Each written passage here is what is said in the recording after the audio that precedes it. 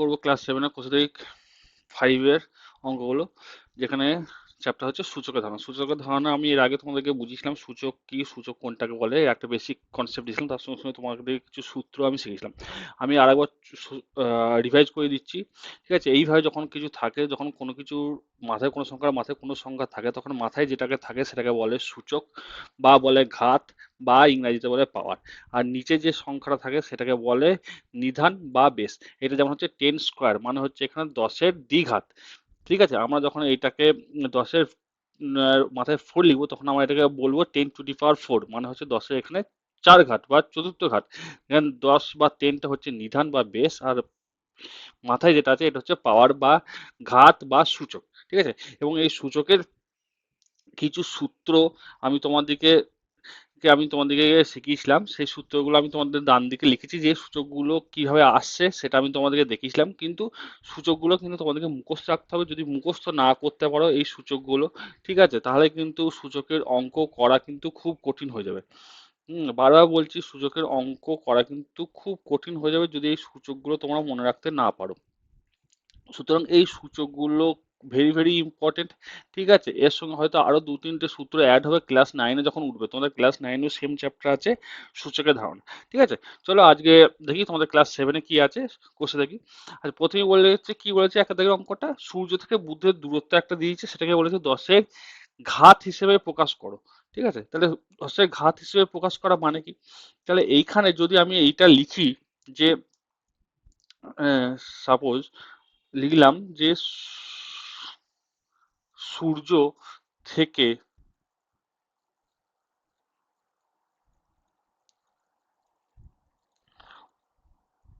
বুধের দূরত্ব কত বলেছে ওরা,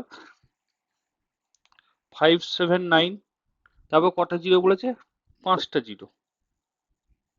ঠিক আছে, এত কিলোমিটার। আচ্ছা, তো প্রথমে সবার আগে এটাকে আমরা কি এইভাবে লিখতে পারি, 579 ইন্টু একের পিঠে 5টা শূন্য, 4টে 5টা। লিখতে পারি কি পারি না? পারি, অবশ্যই পারি। কেন পারি?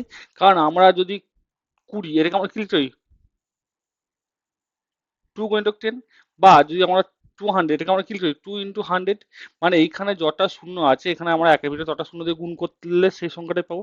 ঠিক তেমন ভাবে এটাকেও আমরা এখানে যটা শূন্য আছে, এখানে 5টা শূন্য আছে, এখানে আমরা তটা 5টা শূন্য দিয়ে এখানে আমরা লিখতে পারি। এইবার দেখো মজাটা, এখানে আমি তোমাদেরকে শিখিয়েছিলাম যে 100 মানে কি, 10 স্কোয়ার। আবার একের ভিতরে 3টে শূন্য মানে কি, 10-এর কিউব। ঠিক এইভাবে দেখো এখানে কটা জিরো আছে, একের ভিতরে 5টা শূন্য আছে, একের ভিতরে 5টা জিরো আছে। তাহলে এখানে আমাদের কি হবে, 10⁵। আশা করছি বুঝতে পেরেছো। ঠিক আছে, ঠিক তেমন ভাবে সূর্য থেকে মঙ্গলের দূরত্ব, যদি মঙ্গলের দূরত্ব বলে তাহলে কি বলেছে এখানে, আমি এখানে শুধু মঙ্গল লিখলাম। পরের পাটে যেটা বলেছে, পরের পাটে মঙ্গলের দূরত্ব কত বলেছে, 2279। এটাতেও 5টা শূন্য বলেছে, 1 2 3 4 5, এত কিলোমিটার। তাহলে এটা আমরা কি করতে পারি, 2279 ইন্টু একের পিঠে 5টা শূন্য। তাহলে এটাকে আমরা আরো এইভাবে লিখতে পারি, একের ভিতরে 5টা শূন্য মানে কি, 10⁵ এত কিলোমিটার। যটা শূন্য থাকবে সেটা হচ্ছে, সেটা মাথায় উঠবে, 10⁵। যটা এখানে শূন্য থাকবে, ঠিক আছে, এখানে আরেকটা শূন্য হবে, এই মাথায় সেটা থাকবে, ঠিক যেমন এখানে হয়েছিল ঠিক মাথায় সেটা থাকবে। আশা করছি বুঝতে পেরেছো। আচ্ছা, যদি এটা বুঝতে পেরে থাকো, ঠিক আছে, তাহলে তোমরা বৃহস্পতি দূরত্ব কত সেটা পারবে। তার সঙ্গে সঙ্গে তোমরা 2-এর দাগের অঙ্কগুলো করতে পারবে। 2-এর দাগের অঙ্কগুলো সেম একইভাবে বলেছে। ঠিক আছে, এবার চলে যাই 3-এর দাগের অঙ্কগুলো। আমি তোমাদেরকে কিন্তু বারবার বলছি, এই যে ডান দিকে যে সূত্রগুলো লিখে দিয়েছি, এই সূত্রগুলো অবশ্যই বুঝবে এবং মুখস্থ রাখবে। দেখো, বোঝাটা অবশ্যই দরকার, আর মুখস্থটা এই জন্য দরকার যাতে তুমি অঙ্ক তাড়াতাড়ি করতে পারো। অঙ্ক করার সময়, পরীক্ষা খাতার সময় যদি তুমি সূত্র বুঝতে যাও, তখন কিন্তু তোমার অঙ্ক করার সময় পাবে না, সময় কিন্তু হাত থেকে বেরিয়ে যাবে, সব কোশ্চেন অ্যান্সার দিতে পারবে না। ঠিক আছে, বোঝা অবশ্যই দরকার ম্যাথে বা অঙ্কের ক্ষেত্রে, প্রতিটি পার্ট। না হলে কিন্তু সেটা বেশি দিন তোমার মনে থাকবে না। আর তার সঙ্গে সঙ্গে মুখস্থ দরকার সূত্রগুলো। ঠিক আছে, যদি বুঝে মুখস্থ করো কোনো জিনিস, সেটা আজীবন মনে থাকবে। ঠিক তেমন ভাবে চলো 2-এর দাগের অঙ্কটা দেখা যাক কি বলেছে। 2-এর দাগের অঙ্কটা বলেছে ফাঁকা ঘরগুলি পূরণ করে পৃথিবী ও চাঁদের দূরত্ব। আচ্ছা, দুই দাগের অঙ্কটা তো আমরা বললাম এটা একইভাবে পারবো। আচ্ছা, তিনের দাগের অঙ্কটা দেখো। তিনের দাগের অঙ্কটা বলেছে যে নিচের সংখ্যাগুলিকে 10-এর ঘাতে প্রকাশ করো। আচ্ছা, তার আগে আমি তোমাদেরকে একটা যদি জিনিস বলি, যদি সাপোজ মনে করো যে 5.5 এটাকে যদি আমি 10 দিয়ে গুণ করি তাহলে কি হবে? তাহলে নর্মাল আমরা যা শিখেছি এখন পর্যন্ত 10 দিয়ে গুণ করলে কোনো সংখ্যা, দশমিক সংখ্যাকে 10 দিয়ে বা একের পিঠে শূন্য দিয়ে গুণ করলে কি হয়?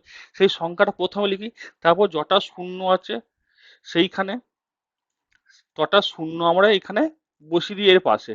ঠিক আছে? আর এখানে ঘরের পর দশমিক, এখানে ঘরের পর দশমিক, এক ঘরের পর দশমিক, তাহলে আমার ডান দিক থেকে এক ঘরের আগে দশমিকটা বসিয়ে দিই। এবার তোমরা জানো যে দশমিকের পরে ডান দিকে শূন্যের কোনো দাম হয় না। ঠিক তেমনভাবে যদি তোমাদেরকে আর একটা এক্সাম্পল দিই, 2.78, এইটাকে যদি আমি 100 দিয়ে গুণ করি তাহলে এটা কি হবে? প্রথমে পুরো সংখ্যাটা লিখবো, তারপর একের পিঠে কটা শূন্য? দুটো শূন্য। আর ঘরের পর দশমিক? ঘরের পর দশমিক, ডান দিক থেকে দুটো ঘরের আগে দশমিকটা বসাবো, এক দুই, তাহলে আমাদের দশমিক বসবো এখানে। এবার এই শূন্যর কোনো আমাদের দাম নেই, সেটা আমরা জানি। ঠিক আছে? যদি এটা বুঝতে পারো তাহলে অবশ্যই তোমরা তিনের দাগের অঙ্কগুলো কিন্তু করতে পারবে। এই তিনের দাগের অঙ্কগুলো কিভাবে করতে হবে এবার দেখো। প্রথম অঙ্কটা কি বলেছে যে 978 10-এর ঘাতে প্রকাশ করতে বলেছে। তাহলে এখানে যদি আমি 1 নাম্বার দিই 978, এটাকে কি আমরা এইভাবে লিখতে পারি? আচ্ছা, দশমিকের পর 1 2 3 ঘর পর্যন্ত করতে পারি, তো এটাকে আমরা কি এইভাবে করতে পারি? কেন পারি একটু আগে দেখালাম। আচ্ছা, আবার আমি আরেকটু গ্যাপ দিয়ে লিখছি, কারণ এটাকে কি আমরা এইভাবে লিখতে পারি? তোমরা বলে অবশ্যই স্যার আমরা এইভাবে লিখতে পারি। আবার এটাকে কি আমরা এইভাবে লিখতে পারি? অবশ্যই পারি, কারণ আমি একটু আগে তোমাদের দেখলাম। আচ্ছা, এইখানে এবার দেখো, এইখানে 10 মানে কত? কোনো কিছু মাথায় কিছু না থাকা মানে কি? মাথায় হচ্ছে গিয়ে, তার মাথায় হচ্ছে এক থাকা। ঠিক আছে? তাহলে এইটাকে আমরা 10-এর ক ঘাত দিয়ে গুণ করছি, 10-এর এক ঘাত দিয়ে। ঠিক আছে? এইটা 100 মানে কত? 100 মানে 10-এর স্কোয়ার, মানে 10-এর দ্বিঘাত। আবার 1000 মানে কত? 10-এর মাথায় তিনটে। এখানে কটা শূন্য আছে? তিনটে। তাই কি হবে? কিউ হবে। ঠিক আছে? এবার এর আগে একটা তোমরা জিরো বসাতে পারো, নাও পারো। এই জিরোটা শুধু বসানোর মানে হচ্ছে এই দশমিকটা এখানে আছে সেটাকে একটু ভালো করে বোঝানো। ঠিক আছে? তাহলে এই হচ্ছে আমাদের 10-এর ঘাতের হিসেবে প্রকাশ করা। ঠিক আছে? এই এক এখানে শুধু এই অঙ্কগুলো দিয়েছে কোথায়? শুধু এই অংশটুকুর জন্য দিয়েছে যে 100-কে আমরা 10-এর স্কয়ার লিখতে পারি, 1000-কে আমরা 10-এর কিউব লিখতে পারি, এইভাবে আমরা লিখতে পারি। ঠিক আছে? খুব সহজ অঙ্ক। এবার চারের দাগে দেখো, চারের দাগের অঙ্কগুলো যদি এতক্ষণ পর্যন্ত তোমাদের বেসিক কনসেপ্ট যেটা তোমাদেরকে শিখিয়েছি যদি ক্লিয়ার থাকে, তাহলে চারের দাগের অঙ্ক এবং পাঁচের দাগের অঙ্কগুলো খুবই সহজ। ঠিক আছে? তার আগে বলছি চারের দাগের অঙ্কতে আমার হিসেবে অঙ্কটাতে লেখাটাতে একটু ভুল আছে। হ্যাঁ, আমি তোমাকে দেখে দিচ্ছি কোন জায়গাটা ভুল আমার হিসেবে। এটা সম্পূর্ণ বলছি বারবার, আমার হিসেবে কিন্তু ভুল আছে। ঠিক আছে? এই অঙ্কটা দেওয়া উচিত ছিল এইভাবে, বলে কি বলেছে নিচের বিস্তার থেকে সংখ্যাগুলি লেখো। 3, প্রথম অঙ্কটা দেখো, 10⁻³ plus 2 into 10² plus 7 into 10 plus 2। আচ্ছা, এইটাকে এইভাবে আমি চাইছিলাম যে অঙ্কটা যদি এইভাবে দিত তোমাদের অঙ্কটা করতে এবং বুঝতে সুবিধা হতো। কিছু না, জাস্ট এইভাবে দিলে দেখো তুমি এইবার তোমরা বুঝতে পারছো না যে কোনটা আগে করতে হবে? দেখো, 3 ইন্টু এখানে কত আছে? 10⁻³ মানে 10-এর মাথায় 3 আছে, তার মানে কি? তার মানে হচ্ছে এইটা পিঠে তিনটে শূন্য। যদি বলো যে কেন স্যার এটা বুঝতে পারছি, তাহলে এখানে একটা ছোট করে লাইন লিখে দিচ্ছি, যেটা দ্বারা তোমরা বুঝতে পারবে। 10 কিউব মানে কি, একের পিঠে 3টে শূন্য, প্লাস 10 স্কোয়ার মানে কি, একের পিঠে 2টো শূন্য। 10-এর পিঠে নয় কিন্তু, একের পিঠে। এবার দেখো তুমি, বুঝতে পারছো কেন আসছে এটা? প্লাস এটা কি হবে, 200 প্লাস 70 প্লাস 2। এবার এই সংখ্যাটা যদি যোগ করে দাও এখানে তোমরা, কত হচ্ছে, 3270 একদম ছোট ছেলেদের মনে পড়া, 723, 3272। কোনো অসুবিধা কোনো জায়গায় বুঝতে? তো এখানে লিখে দাও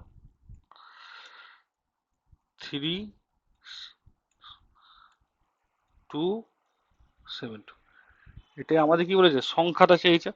ঠিক আছে, ঠিক এইভাবে যদি তোমাদেরকে আমি আর একটা দেখাই, সেটা এত না ভেঙে যদি শর্টে করি, সাপোজ দুয়েরটা মনে করো,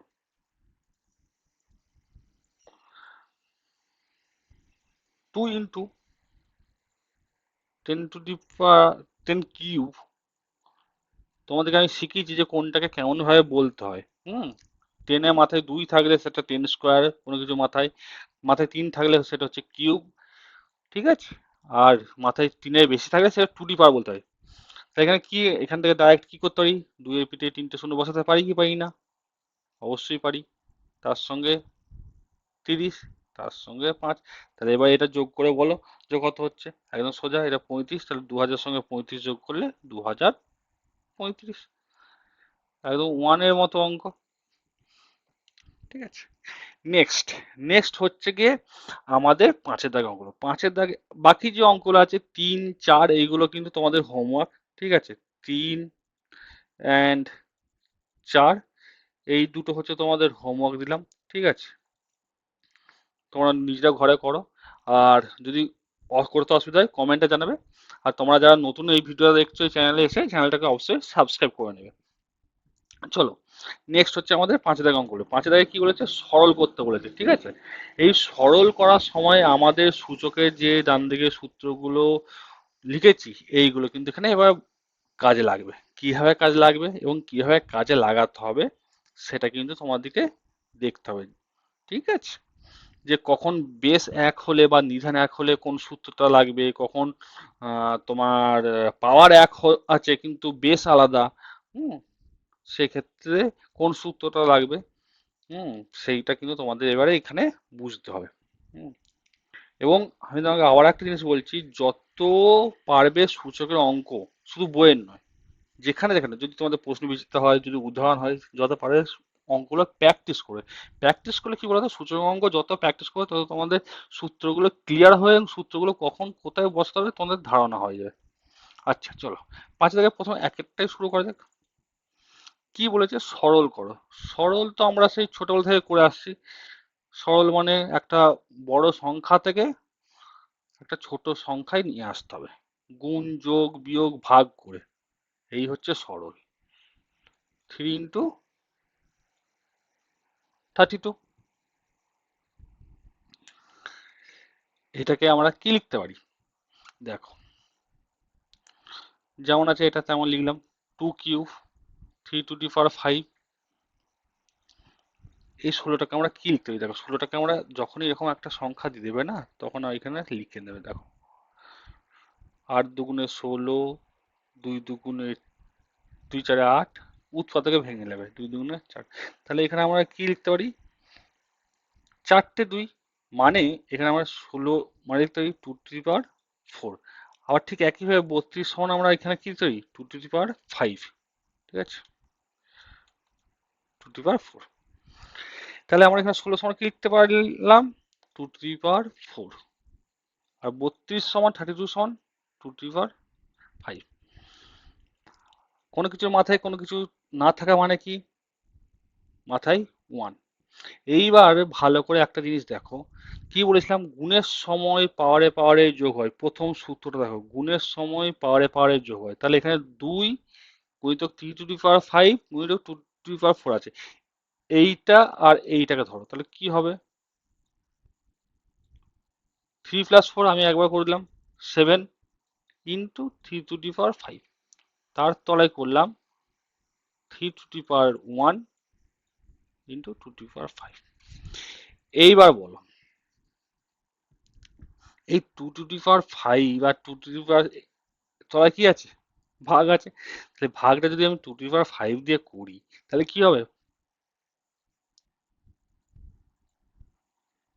7 থেকে 5 বিয়োগ হয়ে কত হবে? মাথায় দেয়। আর থ্রি থ্রি কি হবে? থ্রি, এখানে মাথায় আছে 5, এখানে মাথায় আছে 1, তাহলে কি হয়ে যাবে? 3 মাথায় 4 হয়ে যাবে, 5 - 1। মানে এখানে যদি তুমি আরেকটুখানি করো, এটাকে এইভাবে হবে, এই হলো ইন্টু 3^5 - 1। দেখো এবার এইটা থেকে এবার এইটা এসছে,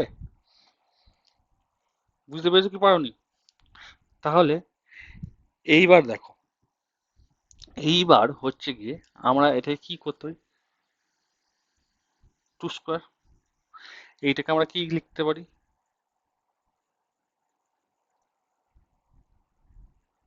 লিখতে পারি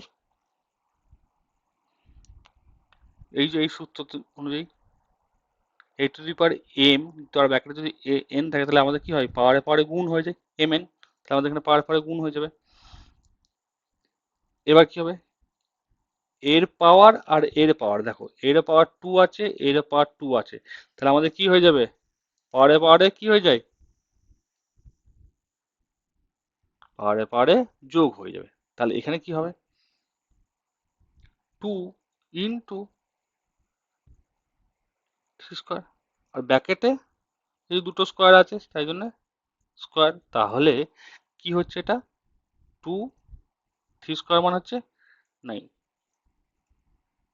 18, এই সরি, আমি এখানে কেন 18 লিখলাম? কত হচ্ছে? 18 স্কোয়ার। বুঝতে পেরেছো? দেখো তাহলে এখানে কোন কোন সূত্রটা লাগলো? এইখানে সূত্র লাগলো, 1 নম্বর হচ্ছে এই সূত্রটা, 2 নম্বর হচ্ছে এই সূত্রটা, 3 নম্বর হচ্ছে এই সূত্রটা বা এই সূত্রটা। সব কটা সূত্র কিন্তু এখানে কাজে লাগলো। এই জন্যই বারবার তোমাদেরকে বলছি, সূত্র যদি না জানো তাহলে কিন্তু তোমাদের অঙ্ক করতে পারবে না। ঠিক আছে? তাহলে এটা হলো 5 দাগের 1-এর অঙ্কটা। এরপরে বলো কোন অঙ্কটা করে দেবো তোমাদেরকে? কোন অঙ্কটা মনে হচ্ছে তোমাদের শক্ত? উম, উম, উম। আচ্ছা, তোমাদের একটা মজার অঙ্ক করে দিই, সেটা হচ্ছে 5-এর দাগের 5-এর অঙ্কটা। ঠিক আছে, 5-এর দাগের 5-এর অঙ্কটা করে দিই, বাকি যদি অন্য কোনো অঙ্ক তারপরে মনে হয় সেটা করে দেবো। ঠিক আছে। আচ্ছা না, আগে 5-এর দাগের 3-এর অঙ্কটা করে দিই। ঠিক আছে, 5-এর দাগের 3-এর অঙ্কটা করে দিই, বাকি আমি সব অঙ্ক করে দিচ্ছি না এই কারণে, যে সব অঙ্ক করে দিই তাহলে তোমরা নিজেরা ঘরে প্র্যাকটিস করো, নিজেরা ঘরে প্র্যাকটিস করো। যদি কোনো জায়গায় অসুবিধা হয় আমাকে বলবে। ঠিক আছে, যদি কমেন্ট করতে অসুবিধা হয় তাহলে ডাইরেক্ট তোমরা তোমরা এই নাম্বারে কন্ট্যাক্ট করতে পারো। ঠিক আছে, 26071661, এই নাম্বারটা কন্ট্যাক্ট করতে পারো। ঠিক আছে, কন্ট্যাক্ট করে আমাকে জানাতে পারো কোনো জায়গায় কোনো অসুবিধা হলে। চলো, নেক্সট হচ্ছে আমাদের 5-এর দাগের 3-এর অঙ্কটা করি।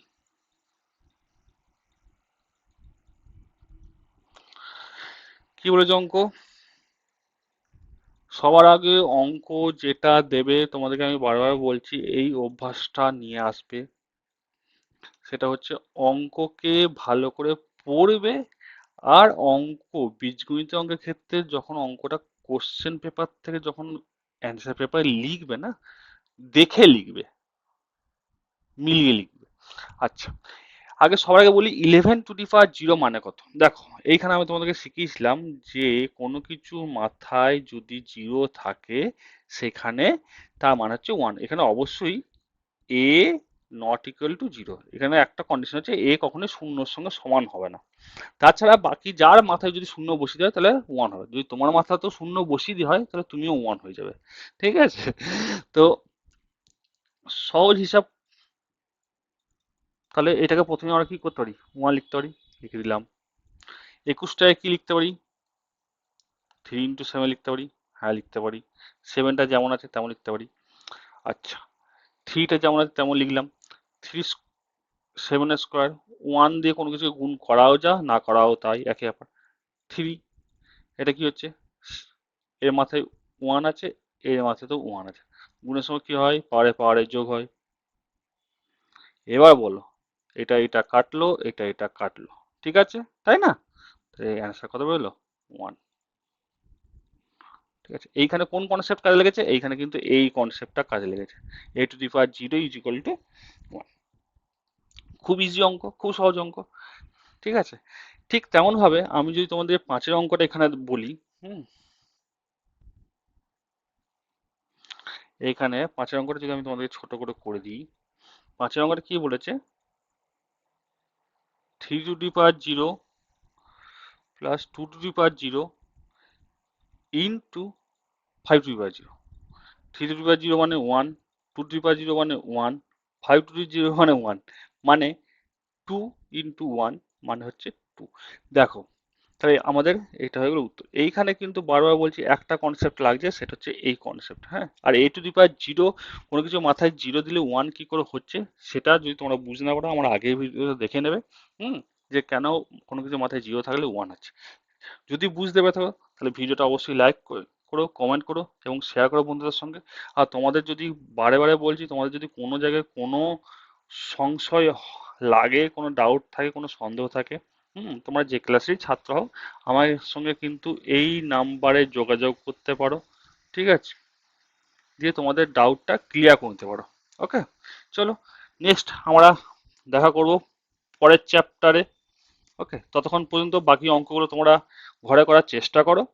যদি না হয় আমাকে কমেন্ট করে জানাবে বা এই নাম্বারে ডাইরেক্ট কন্ট্যাক্ট করে জানাবে।